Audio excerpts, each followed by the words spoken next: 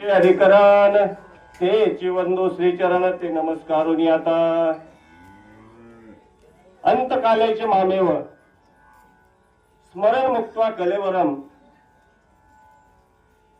यतः प्रयती समद्भावम यती नश्यत्र संशयः। आज बाईच्या वर्षश्राद्धाच्या निमित्तानं आजची प्रवचन रूपी सेवा आहे। या प्रवचन रूपी सेवेसाठी ग्रंथराज ज्ञानेश्वरीमध्ये जगावं कसं आणि मरावं कसं हा विषय खऱ्या अर्थानं माऊली ज्ञानेश्वरांनी मांडलाय आणि त्याच विषयावरती आपण आज आता चिंतन करणार आहोत। माणसाला मृत्यू हा अटळ आहे।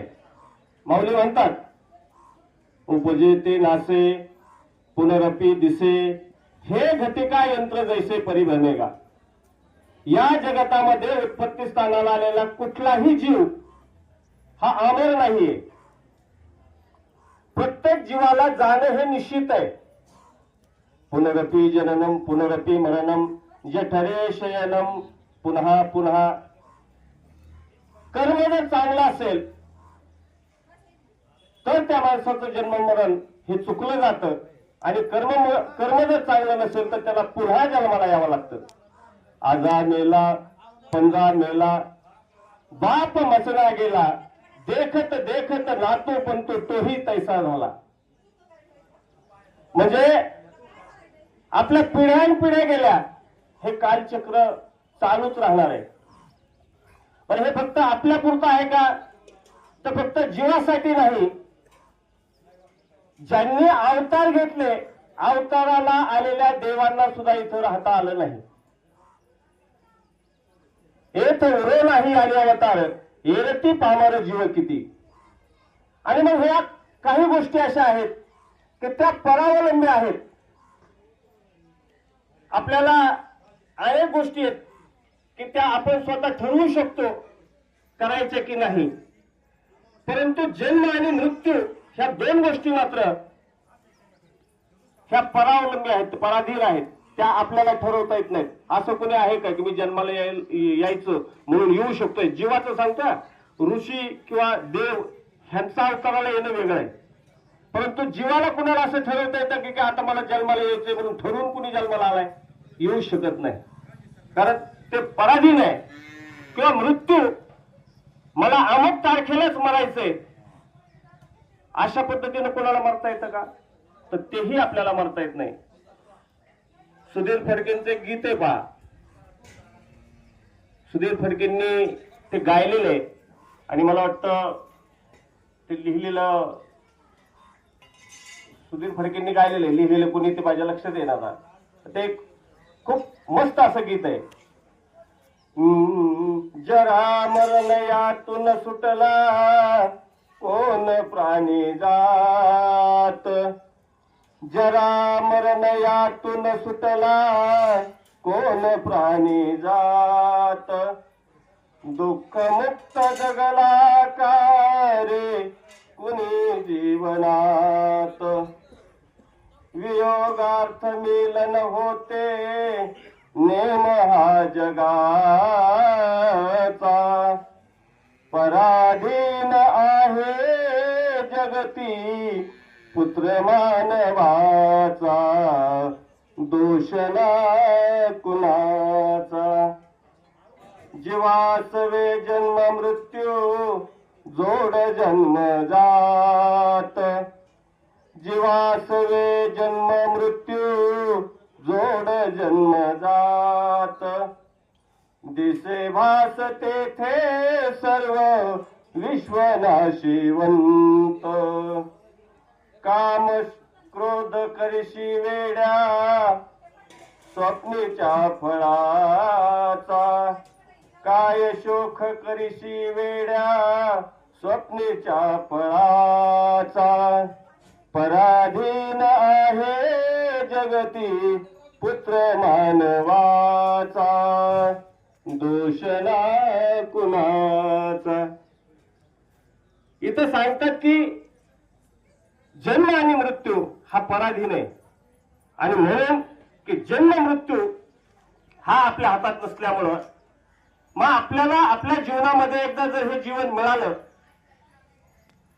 तर ते जीवन चांगलं जगलं, कर्म कशा पद्धतीने आपण करतो त्यानुसार तुम्हाला खऱ्या अर्थाने पुढची गती किंवा मोक्ष हा जन्म मरणाच्या फेऱ्यातून बाजूला जाता येतं. म्हणून कर्म खऱ्या अर्थाने चांगलं असलं पाहिजे.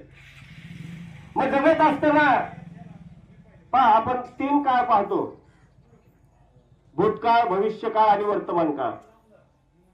व्याकरणामध्ये 3 काळ सांगितलेले. जनरली म्हातारी माणसं असतात ते भूतकाळात जगत असतात. पहा एक वय झालेली बघा, कुठं बसलं की ते सांगतात आमच्या काळात असं होतं, आमच्या काळात तसं होतं. आता भाऊंसारख्यांना असं विचारलं की ते म्हणणार आम्ही नांगूर सोडून दुपारपोत नांगूर हाणायचो, तो दुपारून पळत जाऊन आम्ही 2-3 हंगामे करून यायचो, पळत जाऊन. म्हणजे भूतकाळ सांगतात. वय झालेल्या माणसांना भूतकाळ खऱ्या अर्थानं तो त्यांना आठवत असतो आणि तरुण वर्ग हा वर्तमान काळात जगत असतो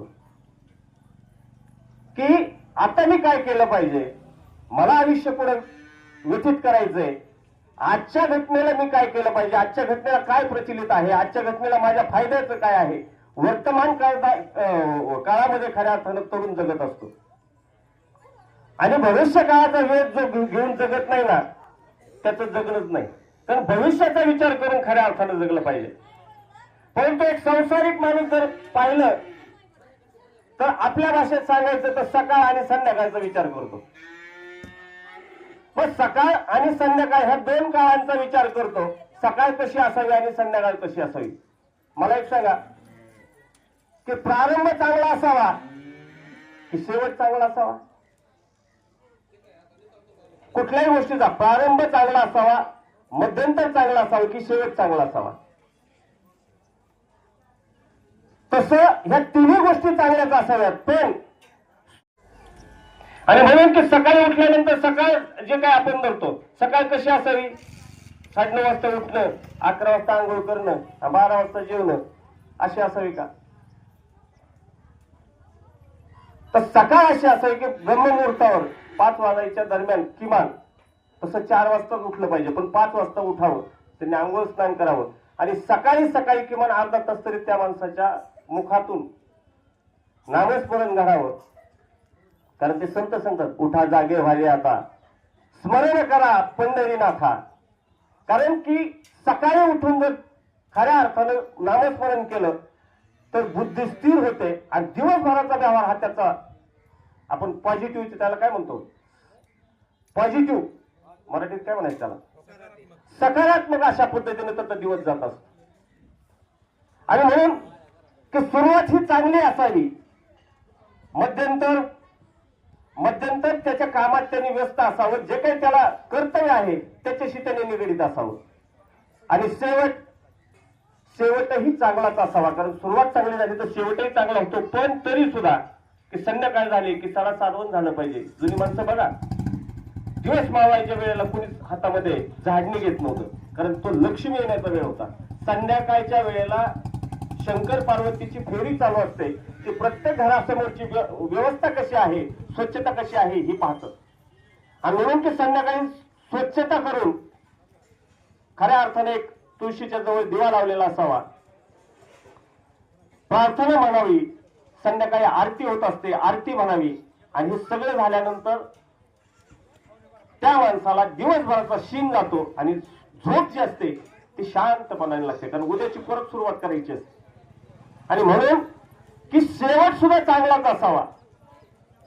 पण काही बाबतीत असं होतं, काहींचा प्रारंभ चांगला असतो मध्यंतर वाईट असतं, काहींचा प्रारंभ मध्यंतर चांगला असतो पण शेवट वाईट असतो. काहींची अवस्था वेगळी असते, मध्यंतर शेवट चांगला होतो पण प्रारंभ वाईट असतो. पहा महाभारतात एक उदाहरण आलंय. महाभारतामध्ये आपण पाहतो हस्तिनापूरचा राजा धृतराष्ट्र, सुरुवात कशी होती त्याची, 100 मुले, राज्याचा आंधळा असताना सुद्धा त्या राज्याचा राजा आहे. किती सुंदर अशी सुरुवात आहे. हे सगळं असताना 100 मुलांचं वरचं आंधळे प्रेम जो काही मध्यंतर आहे, त्या मध्यंतरामध्ये आंधळ्या प्रेमापोटी मुलांच्या चुकीच्या गोष्टी सुद्धा त्यांनी त्या चांगल्या म्हटल्या गेल्या. आणि मग युद्ध झालं. 100 कौरव एकीकडे आहेत, 5 पांडव एकीकडे आहेत. तरी 5 पांडव जिंकतात आणि 100 एकही शिल्लक राहत नाही. गांधारी आणि आपला हे राजा काय सांगितलं तरी धृतराष्ट्र, हे दोघेच नवरा बायको जिवंत राहतात. एवढं वैभव, 100 मुलांचा आधार, भरलेलं एवढं घर, आणि शेवटी राहताना फक्त नवरा बायको राहतात, धृतराष्ट्र आणि गांधारी. मला सांगा कशी परिस्थिती असेल त्या माणसाला? त्याचं चित्त असेल का जागेवर? तो शांत असेल का बुद्धीनं कधी? आणि मग तो एकटा असा बसायचा. परंतु विदुर, पंडू आणि धृतराष्ट्र ही 3 मुलं होती. त्या 3 मुलापैकी पांडवाचे 5 पांडव, कौरवाचे 100 कौरव धृतराष्ट्राचे, आणि विदुराला मूलबाळ नव्हतं. मग ते ज्या वेळेला धृतराष्ट्र असं बसायचं खिन्न, त्यावेळेला विदुराने सांगितलं, अरे तुमचा काकाच आहे तो, झालेलं विसरा रे बाबांनो. पांडवांना बोलून घेतलं. धर्मराजाला सांगितलं, युधिष्ठिराला, की झालं आता तुमचं युद्ध, जे काही घडायचं होतं ते घडले, आता राज्यही तुम्हाला तुमची अपेक्षा होती ते मिळाले, परंतु तुमचं नातं तुटणार नाही ना. नातं कसं तुटणार? अरे तो एकटाच बसतोय, 100 मुलं डोळ्यासमोर गेलेली आहेत, त्याला तुम्ही आपलंसं करा, आपल्याकडे आणा, त्याला कोण आहे तुमच्याशिवाय आधार? तरी 100 कौरव जरी मुलं असली तरी तुम्ही त्यांची मुलंच आहेत चुलते म्हटल्यावर. मग त्या धृतराष्ट्राला धर्माच्या सांगण्यावरून भीमाने घरी आणलं, पण भीमाच्या डोक्यातला राग गेलेला नव्हता. मग आले 1-2 दिवस झाले, पण भीमाने काय करायचं, त्या धृतराष्ट्राला जेवायला बसला धृतराष्ट्र की भीमाने त्याच्या समोर जाऊन बसायचं. आणि समोर जाऊन बसल्यानंतर त्यांनी म्हणायचं, काय काका, कस काय बरं वाटतंय का? आता अन्न गोड लागतंय का? 100 पोरे तुमची मी मारलेत, मी स्वतः. भीमाने असं सांगायचं तिथे. आता मला सांगा बरं, 100 मुलं मेल्यानंतर जेवताना जर असा कोणी 100 मुलं गेल्याचा जर कोणी विषय काढला, मला सांगा कोणाला जीवन जाईल हो? त्या धृतराष्ट्रानं तसाच हात धुवावा, ताट बाजूला सरकवावं आणि उठून आपलं. आणि रोज ह्याचं ठरलेलं. 15 दिवस झाले, 3 आठवडे झाले. 3 आठवड्यात तो थोडंसं तब्येतीने त्याने एकदम काष्ट व्हायला लागला आणि असं अजून विचार म्हणजे खिन्न अशा अवस्थेत तो बसायला लागला. धर्माने एक दिवशी पाहिलं, म्हटलं आता ह्याला तिथून इथं जरा फ्रेश व्हावं म्हणून आणलेलं आहे, ह्या प्रसन्न राहावा म्हणून. आणि हिथं मी पाहतोय तर दिवसेंदिवस काकाची तब्येत, त्यांचा चेहरा, त्यांचं वागणं हे सगळं बदलतच चाललंय. गेला आणि म्हणला धृतराष्ट्राला, म्हणला काका, म्हणलं काय भानगडे, काय कमी पडते आता? आता विसरून जाते सगळं. 100 मुलं मेले, राज्य गेले, हे विसरून जा. आता किती त्याचा जरी आठवण केला म्हणून याच्यात बदल होणार नाही. एकदा गेला तो गेला, गेलेला परत आणता येत नाही. तेव्हा आता फ्रेश राहा, तुम्ही प्रसन्न राहा, आणि तुमची मुळच आहेत असं समजून. काय काय कसं समजू म्हणले माझ्या मनाला. अरे मी विसरायचा प्रयत्न करतो, मी जेवायला बसलं की भीमदादा इथं येतोय आणि तो समोर येऊन मला सांगतोय की तुझे 100 पोरं मीच मारले. खा खा, आता कोण आहे तुला विचारायला तरी? सांग ना मला कसं जेवण जायचं. त्या भीमाला बोलवलं. भीमाला सांगितलं, म्हणलं भीमा, ते काका काय म्हणतायत, त्यांना कशासाठी आणलंय? तू कशासाठी असा वेळेपणा करतोयस म्हणे? ते जेवायला बसल्यानंतर असं बोलतोयस का? आजपासून ते जेवताना अजिबात तू काय बोलायचं नाही. म्हणलं चालतंय. युधिष्ठिर उठला, धर्मराजा गेला. जेवणाची वेळ झाली, ताट आणून मांडलं. जेवण वगैरे हुस्तोर भीम तिथंच बसला. आज जेवण झाल्यानंतर ताट बाजूला सरकवलं. म्हणलं कस काय लागला अन्न? हा, अरे मांस खाल्ल्यासारखं लागायला पाहिजे तुला. 100 मुलं मारलेत माझ्या हाताने, त्यांची छाती फाडली, एकाची मांडी फाडली, आणि तू जेवतोस म्हणले तुला? त्याला जेवला तरी आता जेवलेलं ते पचल का मला सांगा ना. की एखाद्याने जेवायला बोलवलं आणि जेवायला बोलवलं तर जेवण बिवून झालं आणि हात धुताना कसं काय बरं झालं का जेवण, आता ते काय म्हणणार चांगलं झालं. नाही नाही गेलं असं ना चांगलं, तुम्हाला तरी काय मिळत आहे असं म्हणलं काय होईल ते वाकायचं नाही माघारी. त्या धृतराष्ट्राला खाल्लेलं सुद्धा पचणार नाही अशा पद्धतीची त्याची अवस्था झाली. तरी पुढे त्या धर्माला बोलवलं, म्हणलं अरे त्याला सांग रे बाबा काहीतरी. धर्माने विचारलं भीमा तुला काय सांगितलं होतं. म्हणलं तुम्ही सांगितलं होतं की जेवताना त्यांना अजिबात काय बोलायचं नाही. मग म्हणजे तू का त्यांना जेवण झालं बोललो म्हणे, जेवताना नाही बोललो, तुम्ही सांगितलं त्याचं पालनच केलं म्हणले.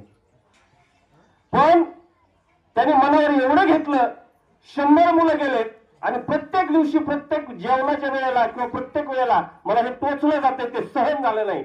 गांधारीला बरोबर घेतलं आणि गांधारीला बरोबर घेऊन एका दिवशी रात्री त्या घराचा त्याग केला आणि वनामध्ये धृतराष्ट्र निघून गेला. नवरा बायको दोघच. आंधळ्या धृतराष्ट्राला वनात गेल्यानंतर मला सांगा आंधळ्याला आता काय चालणं बिलणं कसं शक्य असेल, पण इतकं दुःख त्याला झालं. चालत असताना कुठेतरी एक ठिकाणी ठिंगी पडली, त्या जंगलाला वणवा लागला आणि वणवा लागल्यानंतर आता जंगलाला लागलेली आग ही कशी असेल, जंगलाला लागलेली आग तो वणवा जवळ जवळ येत चालला, हातापायला भाजायला लागलं आणि अक्षरशः तशा अवस्थेमध्ये धृतराष्ट्र गांधारीचा शेवट झाला. एक काळचा नरेश किंवा साम्राज्य ज्याचं होतं त्याच धृतराष्ट्राला एक दिवस त्याचा शेवट अशा पद्धतीने झाला. म्हणजे प्रारंभ चांगला असावा, शेवट चांगला असावा आणि मध्यंतरी चांगला असावा, परंतु एवढ्या मोठ्या माणसाचा शेवट अशा पद्धतीने गेला. महाभारतातलं दुसरं एक उदाहरण आहे. अर्जुनाचा मुलगा अभिमन्यू ते मरण पावला, चक्रव्यूहातून त्याला बाहेर येता आलं नाही. अभिमन्यू मरण पावला, पण त्या अगोदर त्याची पत्नी उत्तरा, तिला दिवस गेलेले होते, पोटामध्ये गर्भ होता. पण अश्वत्थाम्याने असं डोक्यात आलं की आता 5 पांडव तर मारणार आहेत आपण, पण हा वंश कशाला वाढून द्यायचा ह्याचा अर्जुनाचा, त्यांचा वंशच नष्ट करायचा ना. मग अभिमन्यूचा मुलगा सुद्धा अर्जुनाचा अभिमन्यू आणि अभिमन्यूचा हा परीक्षित नावाचा जो काही गर्भ आहे तो वाढत होता. अश्वत्थाम्याने ठरवलं की म्हणले हे हा ठेवायचाच नाही. म्हणजे अश्वत्थाम्याने ब्रह्मास्त्र सोडलं त्या गर्भामध्ये, पण गर्भामध्ये सोडल्यानंतर आता ज्याच्या बरोबर देव आहे त्याला काय हो, ते भगवान श्रीकृष्णांच्या लक्षात आलं की आता इथं परीक्षिताचा शेवट होणार आहे आणि पुढचं ह्यांचा जो वंशज आहे, आता कौरव तर मारले, हे बी गेले, मग आपला धृतराष्ट्र आणि गांधारी गेले, तिथं एका ठिकाणी तर खंडित झाला, विदुराला मूल बाळच नाही आणि पांडवांचा जर वंश बुडाला तर कुरु राजाचे जे वंशज आलेले आहेत त्या वंशाचा नायनाटच होईल ना. आता त्याला जगवलं पाहिजे. म्हणून आतापर्यंत कोणाला देव मिळाला साधू उदाहरण आहे की त्यांनी देव पाहिला, त्याच्यात देव हाती लागला, त्याच्यात देव बोलला. आयुष्य जात देव भेटत नाही, पण गर्भाशयात आहे तेव्हा त्यावेळेला देव समोर उभा येतोय. हा प्रारंभ त्याचा चांगला आहे. म्हणजे त्या परीक्षित राजाला प्रारंभ किती चांगला झाला, मध्यंतरी चांगलं असावं. त्याच परीक्षित राजानं जन्म झाला, जन्म झाल्यानंतर लहानाचा मोठा होत होत होत होत तो 15-20 वर्षाचा अशा पद्धतीने एक तारुण्यावस्थेत तो आला. एक दिवशी भीमानं एका जरासंध राजाचं वध केलेला होता आणि वध केल्यानंतर त्या राक्षसाचा वध केल्यानंतर त्याचा मुकुट काढून आणलेला होता आणि तो मुकुट असा होता की हिरे जळीत अशा पद्धतीचा लखलखाट व्हावा अशा पद्धतीने जरासंध राजाचा जरासंध त्या राक्षसाचा मुकुट होता. तो मुकुट त्यांनी त्याचा वध केल्यानंतर तो मुकुट आणला होता आणि कपाटात ठेवलेला होता. हे परीक्षित राजा आपलं काहीतरी पाहता पाहता त्याला कपाटात उघडलं आणि त्याला तो मुकुट दिसला. आता तुम्ही म्हणाल की ज्याला प्रारंभालाच ज्या वेळेला बाल्यावस्था आहे, सुरुवात त्याची जन्माची होते, त्यावेळेला देव भेटला, त्याला वाईट कशा पद्धतीने म्हणजे आठवेल मग किंवा त्याच्याकडे वाईट गुण कसे येतील. पण त्या टोपाचा मोह त्याला झाला मुकुटाचा आणि तो मुकुट त्याने घेतला आणि कसा दिसतोय पहा म्हणून तो घातला. ते मुकुटच राक्षसाचा होता. जरासंध हा राक्षस होता, राक्षसांचा राजा होता, पण राक्षस कुळातला होता. तो मुकुट जसा त्या परीक्षित राजाच्या डोक्यावरती घेतला तसं त्याला ते लगेच शिकारीला जाण्याची इच्छा झाली. म्हणजे कुणाची टोपी सुद्धा डोक्यात घालून घेऊ नये, कुणाला घालू नये हे आता भाग आहेच, पण कुणाची घालून सुद्धा घेऊ नये. आणि आता त्याचे विचार दुष्ट विचार असतील तर ते आपल्या डोक्यात येतात. त्या परीक्षित राजाने त्या मुकुटामुळे त्याच्यामध्ये राक्षसी वृत्ती निर्माण झाली आणि राक्षसी वृत्ती निर्माण झाल्यामुळं त्या परीक्षित राजानं शिकारीला जाण्याचं ठरवलं. शिकारीला गेला. चालत चालत चालत असताना दम लागला, पाणी कुठंच नाही. आणि मग तहान लागल्यानंतर त्याने तिथं पाहिलं की काही आहे का पाहावं, तर तिथं एक पर्णकुटी वाजलेली होती. तिथं सैमी नावाचे ऋषी तिथं ते तपश्चर्याला बसलेले होते. ब्रह्मानंदी लागली टाळी, मग देहात कोण सांभाळे. ब्रह्मानंदाची अशी टाळी लागली होती की त्यांच्या त्या राज्यात ते गेलेले होते, बाहेरच्या जगाचा विसर पडलेला होता, तादात्म्य देवाशी झालेलं होतं. आणि ज्या वेळेला चिंतनात तादात्म्य देवाशी होतं ना, त्यावेळेला जगाचा विसर पडतो. माझी मद झाली अनावर वाचा, छंद या नामाचा घेतला असे. आणि मग अशी अवस्था असताना सनक ऋषींना याने सांगितलं, त्याला वाटलं ह्यांना विचारावं पाणी वगैरे आहे का. त्या परीक्षित राजानं त्यांना विचारलं की पाणी कुठे मिळेल का, आवडीचं पाण्याचा काही झरा आहे का. पण त्यांच्या अवस्थेत होते. ह्या परीक्षित राजाला राग आला. काय म्हणलं, मी विचारतोय हे सांगत नाहीत मला. तिथे एक मरून पडलेला साप होता, त्या बाणानं असा उचलला त्यांच्या गळ्यात टाकला. ते समाधी अवस्थेत होते. आणि मग समाधी अवस्थेत असताना तो तिथून निघून गेला. परीक्षित राजा निघून गेला. आणि परीक्षित राजा निघून गेल्यानंतर त्या श्रमी ऋषींचा मुलगा तिथं आला. आणि त्याने आल्यानंतर ती परिस्थिती पाहिली की वडिलांची समाधी लागलेली आहे. आणि मग पाहिलं, त्यांना समाधीतून जागे केलं. श्रमी ऋषी जसे समाधीतून जागे झाले ते अंतर्यामी होते. त्यांच्या लक्षात आला, सापाला हात लावला, पाहिलं, अरे म्हणले हे परीक्षित राजाने केले. तपश्चर्याची एवढी होती की त्यांच्या लगेच लक्षात आलं कुणी केलंय. आणि मग पण तोपर्यंत त्या श्रमी ऋषींच्या मुलानं तो साप पाहिल्यानंतर राग आला, माझ्या वडिलांची कोणतरी चेष्टा केली म्हणून त्यांनी शाप दिला होता. काय की ज्याने कुणी हा सर्प माझ्या वडिलांच्या गळ्यात घातलाय तो 7 दिवसात मरेल म्हणून. आणि मग ते जागे झाले. अरे म्हणले परीक्षित राजा तो वागणारा चांगला आहे आणि कुरु वंश आहे, त्याचा तो शेवटचा वंशज आहे. म्हटले ते जर 7 दिवसात मेला तर कसं होईल. जा म्हणे त्याला उशाप दे. मग उशाप दिल्यानंतर त्याला सांगितलं, तो आपल्या परीक्षिताकडे गेला तो मुलगा. राजा परीक्षिताला सांगितलं की परीक्षित कोण आहे. त्यांनी सांगितलं मीच आहे. म्हणलं तुम्ही सर्प टाकला होता माझ्या वडिलांच्या गळ्यामध्ये. म्हणलं हो, पण माझा काही उद्देश नव्हता, मला तहान लागलेली होती आणि तशा अवस्थेत त्यांनी होकार दिला नाही म्हणून मी केलं होतं. म्हणजे तुम्हाला शाप दिलाय म्हटलं आता मी चुकून. परंतु ज्याची तुम्ही चेष्टा केली त्या श्रमिक ऋषींनी मला तुमच्यापर्यंत पाठवले. कारण ऋषी मुनी साधू तोच असतो की ज्याच्या मनात अंतकरणामध्ये प्रेम जिव्हाळा असतो ना, तोच साधू असतो. माझ्या वडिलांनी एवढं तुम्ही कृत्य केले तरी मला पाठवले की तो शाप आहे त्याला उशाप द्या. तो उशाप दुसरा तर दिलेला शाप परत घेता येत नाही. परंतु तुम्हाला एक आहे की तुम्ही जर भागवत कथा घेतली तर तुमच्या जीवनाचं सार्थक होईल. मरायला तर सगळे चालेल, पण त्याच्यासाठी एकच गोष्ट आहे की तुम्ही जर भागवत कथा जर श्रवण केली तर तुम्हाला शरीर टाकाल, परंतु तुम्ही खऱ्या अर्थानं तुम्हाला जी काही गती मिळणार आहे ती देवाचं एक तादात्म्य तुमचं होईल आणि ह्या जीवनाचं सार्थक होईल म्हणे. आणि मग तेवढ्यात शुकमुनी आले होते. शुकमुनींना त्यांनी परीक्षितांनी विचारलं, म्हणजे असा असा विषय झालाय आणि त्यांनी मला भागवत ऐकायला लावलंय. मग म्हणलं काही नाही अडचण, मी भागवत तुला ऐकवतो, फक्त कान जे आहेत ते बुद्धी आणि कान एकत्र कर आणि तू फक्त 7 दिवस तेवढं फक्त ऐक म्हटलं. ते म्हणजे 7 दिवसात कसं होईल. असं 7 दिवसात जर एवढं प्रायचित्त झालं तर कसं. त्यांनी उदाहरण दिलं, म्हणजे खटवांग ऋषी 1 तासाचा वेळ मिळाला होता, 1 तासात मुक्ती मिळाली होती फक्त खटवांग ऋषी. म्हणलं त्याला 1 तासात खटवांग ऋषीने मुक्ती मिळाली, तुला तर 7 दिवस मिळाले.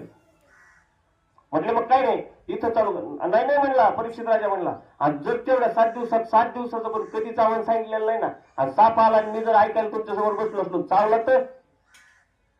मग रात्री पाण्यामध्ये खांब उभा केला आणि त्या खांबावरती एक पुटी तयार केली आणि त्या पुटीमध्ये शुकमुनी समोर भागवत सांगतायत आणि तिथं परीक्षित राजा एकाग्र होऊन ती कथा ऐकतोय. 7 दिवस झाले. 7 दिवसांनी सर्प तिथं आला, कारण एकदा बोललेला शाप आहे तो खोटा ठरत नाही ऋषीमुनींचा. साप तिथं आला, पण ज्या वेळेला ते आले त्यावेळेला शुकमुनी त्यांच्या अवस्थेमध्ये तल्लीन झालेले आहेत आणि ह्याचं प्रेत पडलेलं आहे. त्या प्रेताला तो साप चावला, मृत्यू झाला, पण त्याचा शरीरावरचा जो काही देहावरचा जो काही भाव होता तो संपला. त्याचं देवाशी ऐक्य झालं, कारण एकाग्र होऊन जो त्यांनी म्हणजे ते भागवत श्रवण केलं त्याची मुक्ती झाली तिथं आणि देवामध्ये तो विलीन झाला. हे प्रेत फक्त पडलेलं तसंच राहिलं. कारण नाहीतरी काय की प्रेत जे आहे ते फक्त पंचमहाभूतापासून तुमच्या व्यवहारासाठी दिलेलं ते साधन आहे शरीर. माऊली ज्ञानेश्वरी सांगतात, मम वंश जीवलोके जीवभूता सनातना मनःषष्ठेनेंद्रियानी प्रकृती स्थानिकर्षिती. ह्या जगामध्ये दिसणारा प्रत्येक जीव ते माझा अंश आहे. आणि जे शरीर आहे ना ते शरीर आहे ते फक्त व्यवहारासाठी दिलेलं आहे. मग जिवंत कोण आहे तर त्याच्यातला आत्मा जो आहे तो जिवंत आहे. मग तो आत्मा शरीर तर पडलं मग तुम्ही जाळून टाकता, पण त्या आत्म्याला मरण नाही. नयनम छिदंती शस्त्राने नयनम दहती पावकहा. त्या आत्म्याला कुठल्याही शस्त्रानं मारता येत नाही, त्याला इजा होत नाही, तो आत्मा भिजत नाही, तो अमर अशा पद्धतीचा तो आत्मा असतो आणि तो खरा जीव असतो. पण तो कोणाचा हे तर तो ईश्वराचा अंश आहे. म्हणून हे शरीर जे आपण म्हणतो ना तर ते व्यवहारासाठी दिलेलं फक्त शर्ट आहे. जसं शर्ट माणूस हे झाल्यानंतर जर जीर्ण झालं, जीर्ण वस्त्र सांडीचे मग नूतन वेळीचे देहांतरात ते स्वीकारीचे चैतन्य नाही. माऊली ज्ञानेश्वरीच सांगतात की जीर्ण वस्त्र झाल्यानंतर जसं शर्ट फाडून टाकतो आपण, काढून टाकतो आणि दुसरं नवीन घालतो, तसं हे शरीर जीर्ण झालं. आत्मा तोच आहे आतला, तो खरा मालक आहे त्याचा. पण शरीर हे कपड्याप्रमाणे जीर्ण झालेले शरीर टाकावं लागतं आणि त्याच्या कर्माप्रमाणे जो काही त्याला पुढं गती मिळेल त्या पद्धतीचा जन्म त्याला मिळत असतो. आणि म्हणून की तिथं त्याचा शेवट असा झाला की देहाचं तादात्म्य देवाशी लागलं आणि परीक्षित राजाला त्याचा मध्यंतर चांगला झाला. म्हणजे प्रारंभ चांगला झाला, मध्यंतर चांगला झाला, पण शेवट वाईट झाला. कोणाचा? धृतराष्ट्राचा. याचा प्रारंभही चांगला झाला परीक्षित राजाचा, कारण जन्माला येत असताना, जन्मावस्थेत येत असताना प्रारंभाला देव दिसला. प्रारंभही चांगला झाला आणि शेवटही चांगला झाला, कारण जाताना देवाशी तादात्म्य होऊन गेला. म्हणजे जन्माला आलेल्या माणसाला त्याचा शेवट, मध्यंतर आणि हे कसं असावं हे त्याच्या कर्मावर ठरतं. आणि कर्म कसं असावं तर कर्म हे आपल्याला खऱ्या अर्थानं की कर्म अशा पद्धतीचं असावं की बाईसारखं असावं. हे का उदाहरणं दिले? हे उदाहरणं देण्याचा माझा उद्देशच हा होता की शेवट बाईचा कसा झाला. बाईचं जाण्याची तिथी तारीख होती 14/1/2025. वार होता मंगळवार आणि मकर संक्रांतीचा तो सण होता. सौभाग्याचा पूजन करण्याचा तो महिलांचा सण होता. आणि अशा दिवशी 8 ते 10 दिवस डॉक्टरांनी सांगितलं होतं की आता सलाईन नकोय, कारण त्यांनी जर पाणी त्वचेनं सोडलं तर त्यांना वेदना जास्त होऊ शकतात. संदीप डॉक्टरांनी सगळं सांगितलं होतं. त्या पद्धतीनं जे वरून जाईल तेवढंच पाणी आपण देत होतो. 8 दिवस असं वाटायचं बाई आज जाईल का, उद्या जाईल का, कधी ती म्हणजे त्या स्वरूपाला विलीन होईल असं वाटत होतं. शेवटी संक्रांतीचा दिवस उगवला आणि असं वाटायला लागलं आज या महिलांना कोणाला आडवं यायला तर नको, सुवासिनीचा हा सण आहे. मग बऱ्याच जणांना इथं आम्ही बसलो होतो, दंजेकडे आलो, सगळ्यांना सांगितलं की लवकरात लवकर तुम्ही जो काही तो हे काय म्हणतो त्याला व्यवसायाचा जो विषय तो लवकरात लवकर कुरकून घ्या, बाईचं सांगता येत नाही. पण पहा ना त्या दिवशीची तिथी अशी होती, व्यवसायाचा टायमिंग होता सकाळी 9 वाजल्यापासून 4:56 पंचांगात टायमिंग होतं. डॉक्टर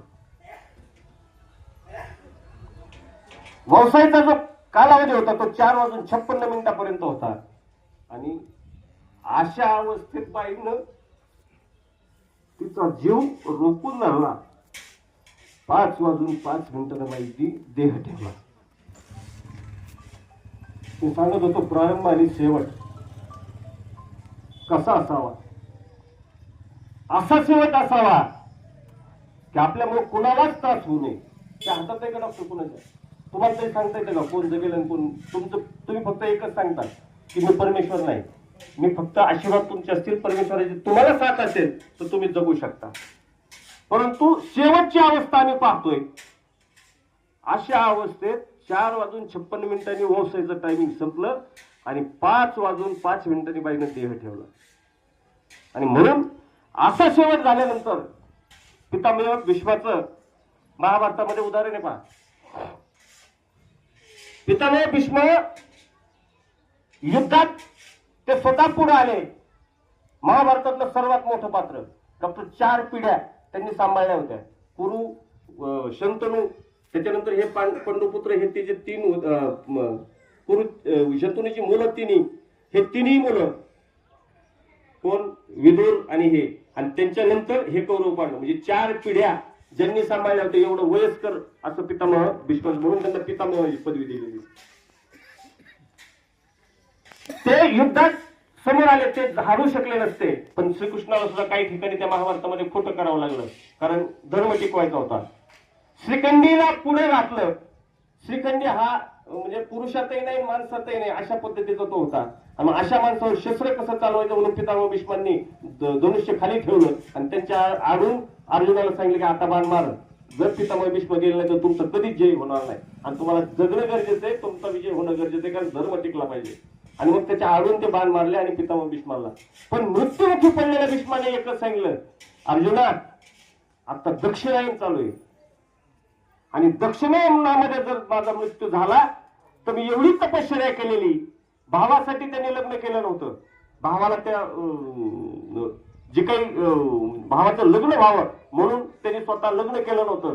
पुत्रप्राप्ती करून घेतली नव्हती. राज्याचा त्याग केला होता आणि भावाला गाडीवर बसवलं होतं. एवढा त्याग केलेला माझ्या जन्माचं सार्थक होणार नाही जर दक्षिणायनामध्ये जर माझा मृत्यू झाला तर. म्हटलं काही नाही, मला आता बाणांची शय्या कर. शेरे पंजरी पडलेल्या अनेक बाण घुसलेले पितामह भीष्मांच्या पूर्ण शरीरामध्ये. तशा अवस्थेत अर्जुनाला सांगितले की मला आता शय्या कर. कशाची? बाणांची शय्या कर म्हटले. आणि मला उत्तरायण चालू होईपर्यंत, कारण इच्छा मरण हे त्यांना वर मिळालेला होता की मरायचं कधी. तेवढाच एक माणूस होता की स्वतः त्यांना पितामह भीष्मांना फक्त इच्छा मरण हे त्यांच्याकडे ताकद होती. आणि मग त्या अर्जुनाने त्यांना बाणाची शय्या केली आणि त्या शय्येवर 28 दिवस अंगात बाण लागल्यानंतर काही सुख असेल का? किती वेदना होत असतील? पूर्ण शरीर ज्या वेळेला की छिन्न विच्छिन्न झालेलं आहे, अनेक बाण शरीरामध्ये घुसलेत, अशा वेळेला 28 दिवस काढले. 28 दिवसांनी त्यांना स्वतः इच्छा मरणी होते. उत्तरायण सुरू झालं, योग्य तिथी पाहिली आणि योग्य तिथी पाहिल्यानंतर मग तिथं त्यांनी प्राणत्याग केला. कशासाठी? उत्तरायण लागावं म्हणून. तिथी मकर संक्रांतीची होती बाईची. वार मंगळवार होता, सुवासनीचा सण होता. बाईनं देह ठेवला 5:05. परंतु डॉक्टर त्यावेळेस सुद्धा उत्तरायण लागलेलं होतं. 22 डिसेंबर पासून उत्तरायणाला सुरुवात होती. दक्षिणायन संपतं आणि जानेवारीच्या 14 तारखेला झालं. म्हणजे बाईने प्रत्येक गोष्ट जाताना, तिचा शेवट करताना तिनं इतका चांगल्या पद्धतीने केला की तिला आपण आता श्रद्धांजलीत काही चांगलं व्हावं, तिला गती मिळावी म्हणण्याची गरजच नाही. हे बाईने स्वतः इथं असतानाच मोक्ष मिळवला तो. ह्या न घडणाऱ्या घटना अशा घडू शकतात ना, ती तिची पुण्य होती. पण सुशीला वगैरे सांगायचं मावशींना, तुला जायचंय ना पंढरपूरला, मला घेऊन जा बरं का. ते आपल्या काय वायर म्हणून काय थोरात मामांच्या मिसेस सुशीला मावशी, ह्या सगळ्यांनी जायचं ठरवलं. बाईकडे असो नसो बाईनं त्यांना फक्त निरोप द्यायचा आणि बाईनं लगेच मग तयारी करायची, पंढरपूरला जायचं म्हणलं तरी लगेच निघायचं. आणि मग अशा पद्धतीचा परमार्थ होता. दिसणारा परमार्थ महत्वाचा नाही, परमार्थ असणं गरजेचं आहे. हे दिसणारा परमार्थ आहे ना, हे सगळं प्रेम जे दिसणार आहे ना, ते दिसणारं प्रेम अजिबात महत्वाचं नाही. असणं महत्वाचं असतं दिसण्यापेक्षा. आणि असणारा जो परमार्थ होता तो खऱ्या अर्थानं बाईकडे होता. ते चांगलं जे असतं ना ते आतून बाईकडे होतं. आणि म्हणून खऱ्या अर्थाने ह्या घटना घडत गेल्या. आणि उत्तरायणामध्ये मृत्यू यावा, सुवासिनीला कुठल्या आडवं न येता तेवढा वेळ वाढून मिळावा, आणि 4:56 हे झाल्यानंतर 5:05 त्यांनी देह ठेवावा. ह्या घटना म्हणजे बाईच्या आयुष्यात तिने चांगलं केलेलं जे होतं, कुठल्याही माणसाशी भांडण नाही, प्रत्येकाशी एवढा मोठा हिबावकी, सगळ्याला मेवणे सगळे, किती चेष्टा केली बाईनं हसत त्यांना उत्तर द्यायचं. 5-6 बहिणी, हे दोन्ही मुलं, एक मुलगी, हा सगळा परिवार बाईनं खऱ्या अर्थानं अगदी इतकं फुलाप्रमाणे सांभाळला आणि इतकं प्रेम दिलं की त्याच प्रायचित्त म्हणून शेवट बाईचा चांगला झाला. आणि मग जीवनामध्ये आईबाप खऱ्या अर्थाने कसे असावेत, तर आईबाप अशा पद्धतीने असावेत की आईबापाचा आपल्याला संस्कार चांगल्या पद्धतीचे मिळावे. आणि तिने जर एवढं चांगलं जगलेलं असेल तर आता दंज आपल्याला वाटतो, पण एकदा दिलेला शब्द तो कधी होत नाही. तर बाईचे संस्कार आहेत. म्हणजे हे कशामुळे तर त्या पूर्वजांनी आपल्याला जे पिढीने दिलेले संस्कार असतात ते आपल्यामध्ये उतरत असतात. आणि बाईचं जे काही तपश्चर्या आहे तिची जे मिळवलेलं आहे ते तुम्हाला पुढे मिळत असतं. आणि मग बाप अण्णांच्या बाबतीत तसंच झालं. 2 वर्ष अगोदर अण्णांचं देहावसान झालं. बरेच दिवस शुगर असल्यामुळं अण्णांचं म्हणजे बरं वाटायचं, परत हे व्हायचं. परंतु बाप गेल्यानंतर खऱ्या अर्थानं त्या मुलांना पोकळी निर्माण होते. बाप करी ओढी लेकुराचे, बाप करी जोडी लेकुराची ओढी, आपुली पुरवंडी वाळवणी. बाप हा मुलांसाठी खऱ्या अर्थानं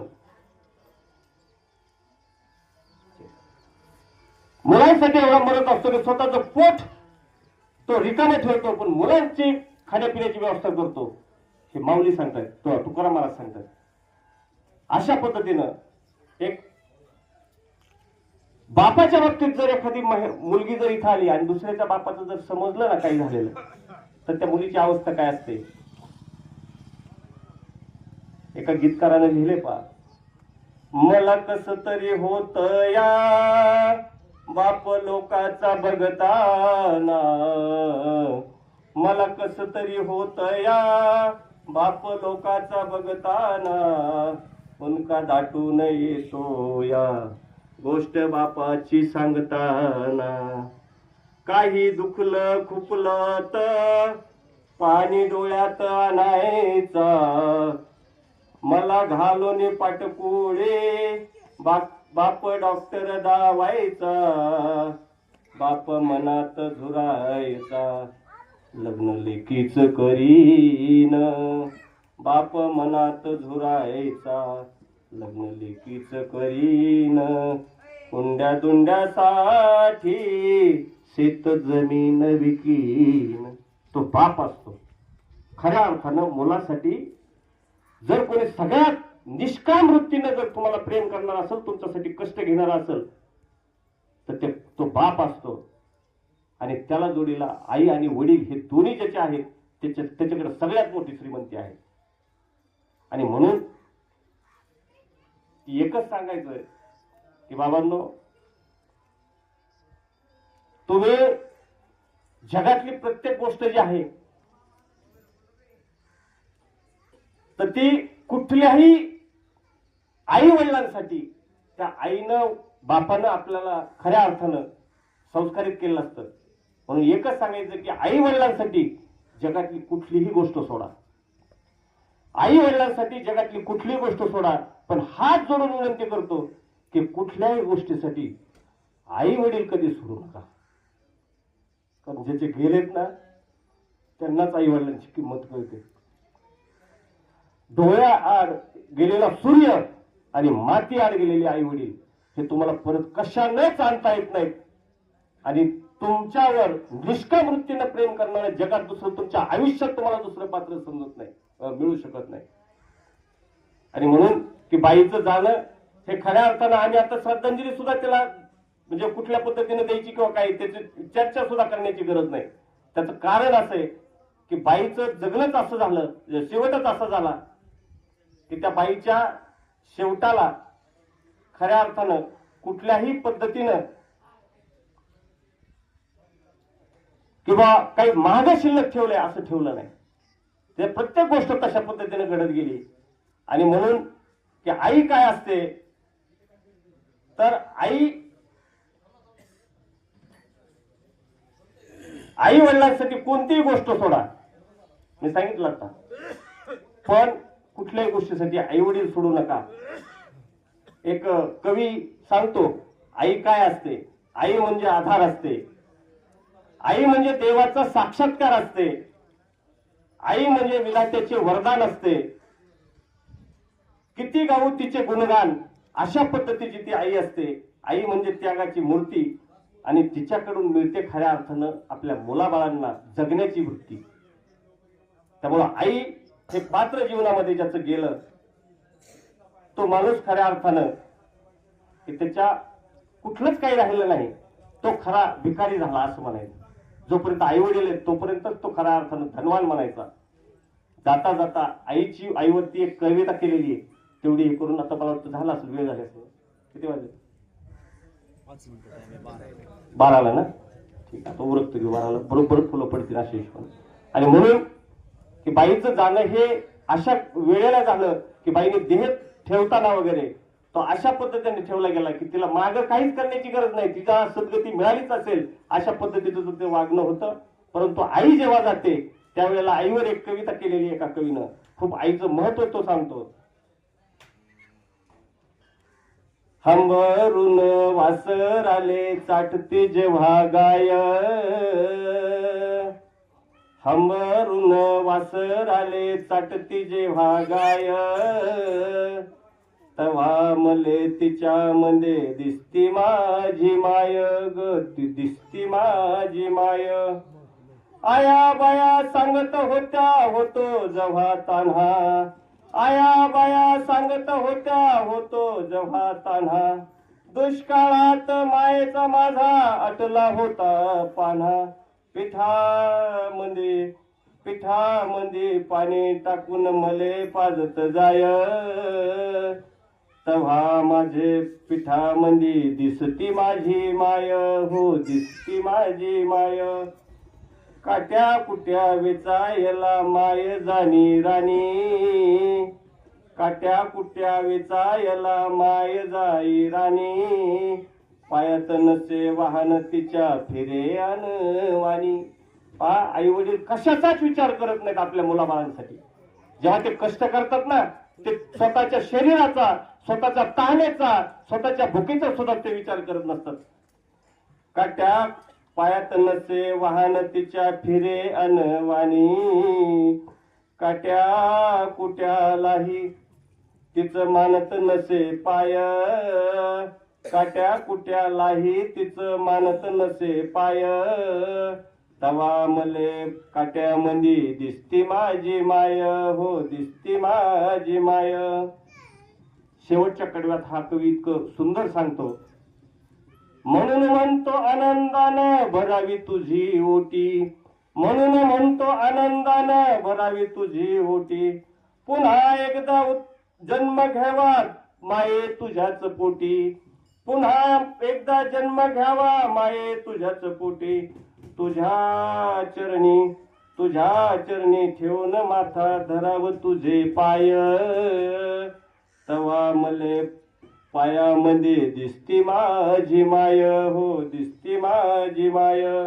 हंबरून वासर आले चाटती जेव्हा गाय, हंबरून वासर आले चाटती जेव्हा गाय, तवा मले तिच्यामध्ये दिसती माझी माय हो, दिसती माझी माय, दिसती माझी माय हो, दिसती माझी माय. आणि म्हणून की ती माता खऱ्या अर्थानं साखरमावशी आपल्यातून निघून गेल्या आणि खऱ्या अर्थानं धनजी असतील, आबा असतील, आशाबाई असेल, सर्व नातवंड, सर्व पुतणे हे खऱ्या अर्थानं त्या दिवशी, ज्या दिवशी हे सगळे गेले त्या दिवशी ते खऱ्या अर्थाने त्यांना उन्हाळा सुरू झाला असं म्हणायचं. त्यांच्यावरची सावली गेली आणि म्हणून की ही सावली गेल्यानंतर परंतु आता विसरणं काळानुरूप हे विसरावंच लागतं.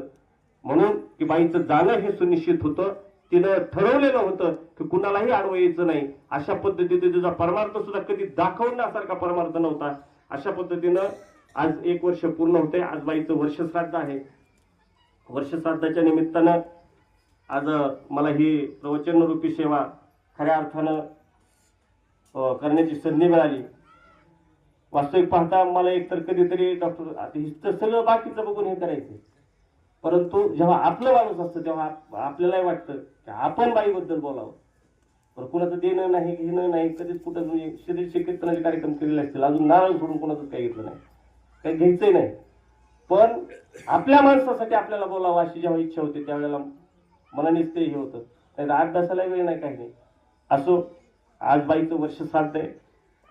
खऱ्या अर्थानं आपण सर्वजण प्रत्येकाला श्रद्धांजली आज अर्पण करणार. आज खऱ्या अर्थानं मुलांनी आजचं वर्ष श्राद्धाचं निमित्त असं असतं की आज खऱ्या अर्थाने तिला गती मिळत असते त्या आत्म्याला, आणि त्या गती मिळत असताना पाप पुण्याचं तराजू झोकलं जातं. आणि तिथं जे पुण्याची काही कमतरता असेल ती मुलांनी आज अन्नदान असेल, वस्त्रदान असेल, तुमचं ज्ञानदान असेल, हे ज्ञानदानाचा एक कार्यक्रम आहे, भूदान असेल, गोदान असेल, अशा पद्धतीचं दान करावं, त्यांची पूजा अर्चा करावी आणि त्याच्यातून पुण्य निर्माण होऊन ते त्यांना पाठवायचं असतं. आणि म्हणून त्यांच्या पुढच्या गतीला जाताना जे काही कमी असतं ते खऱ्या अर्थाने त्यांना मिळत असतं. म्हणून आज ऋणमोचनाचा कार्यक्रम आज आबा, दंजी, आशाबाई ह्या सर्वांनीच केलेला आहे. बाईंच्या जाण्यानं दुःख जरी झालं असेल तर ते विसरावंच लागेल. त्यांच्या सच्चित आत्म्याला सत अशी गती मिळावी हीच ईश्वरचरणी प्रार्थना करतो.